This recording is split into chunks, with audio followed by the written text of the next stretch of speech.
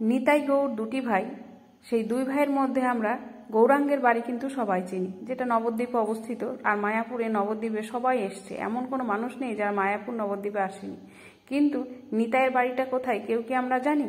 এটা কোথায় আজকে আপনাদের জানাবো। এটা হচ্ছে বীরভূমে তারাপীঠে। কিন্তু আমরা সকলেই যাই, তারাপীঠ থেকে সামান্য দূরে টোটোওয়ালাদের বললেই তারা নিয়ে যায়। এখানে নিতাইয়ের জন্মস্থান। জায়গাটির নাম হচ্ছে বীরভূমের, আর এই জায়গাটার নাম হচ্ছে বীরচক্রপুর গ্রাম আর একচক্র ধাম। আর এই যে পুরো গ্রামটার নাম, আর একটা নাম আছে এর হচ্ছে মন্দির গ্রাম। মানে একটা গ্রামের মধ্যে এতটা পরিমাণে মন্দির, প্রচুর পরিমাণে মন্দির, যে কারণে এই গ্রামটার নাম হচ্ছে মন্দির গ্রাম। এইবার এখানে কিন্তু নিতাইয়ের জন্ম হয়েছিল, আর সেই সমস্ত জায়গাগুলো আপনাদের ঘুরে ঘুরে দেখাবো, আপনারা দেখতে থাকুন। যদি আপনারা কেউ তারাপীঠে আসেন তাহলে কিন্তু এখানে অবশ্যই আসবেন। আর এই জায়গাটা খুবই সুন্দর একটি জায়গা। আর যে বৃন্দাবনে যারা গেছেন, যে বৃন্দাবনের যে পরিবেশটা, ঠিক তেমনই একটা পরিবেশ এখানে আসে। আর এখানটা কিন্তু খুবই নিরিবিলি, বৃন্দাবনের মতন অতটা মানে ঘিঞ্চিও নয়। আর এখানটা খুবই নিরিবিলি, কিন্তু মানে পরিবেশটা ওরকমই আসে।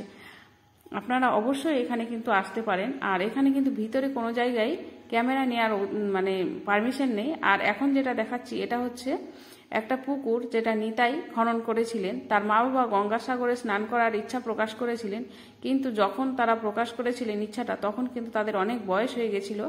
আর শারীরিক প্রবলেম এতটাই, মানে শারীরিক এতটা অসুস্থ ছিল যে তাদের নিয়ে যাওয়ার মতো ক্ষমতা ছিল না, মানে অবস্থা ছিল না। যে কারণে এখানে পুকুর খনন করে সেখানেই সমস্ত দেবতাদের আহ্বান করেছিলেন। আর এখানে কিন্তু সেই পুকুর খনন করে এখানে স্নান করা হয়। আর এটা নাকি খুবই পবিত্র জল, যেখানে কৃষ্ণ মানে আবির্ভূত হয়েছিলেন। আর ওই মাঝখানে যে একটা মন্দির দেখা যাচ্ছে, ওই মন্দিরটা কিন্তু কৃষ্ণের মন্দির। আর এই মন্দিরটা কখনোই ডোবে না, যতই জল হোক আর বন্যা হোক, কিন্তু এই মন্দিরটা ডোবে না। আর যত খরাই হোক, এই পুকুরের জল কখনো শুকায় না। আমরা যেহেতু হোটেলে ছিলাম, হোটেল থেকে স্নান করে এসেছি, স্নান না করে আসলে কিন্তু এখানে অবশ্যই স্নান করা যায়। আর আরেকটা জিনিস আছে, এখানে মেয়েদের যাদের আমাদের মানে জামা কাপড় ছাড়ার কোনো অসুবিধা থাকে, যে এখানে কিন্তু সেই ব্যবস্থাটাও আছে, যেটা সব জায়গায় থাকে না।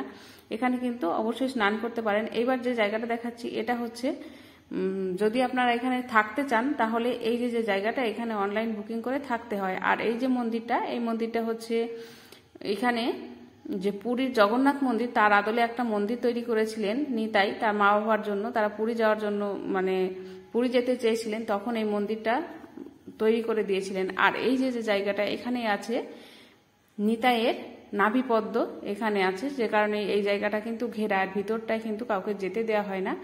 আর এখানেই রাখা আছে নিতাইয়ের নাভিপদ্ম। আপনারা অবশ্যই আসবেন এখানে, আর দেখে আপনাদের অবশ্যই ভালো লাগবে।